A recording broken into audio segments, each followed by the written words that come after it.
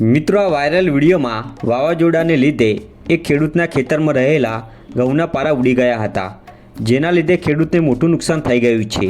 જ્યારે ખેતમજૂર કામ કરી રહ્યા હતા ત્યારે અચાનક વાવાઝોડું આવતા આવો નજારો જોવા મળ્યો હતો। જુઓ।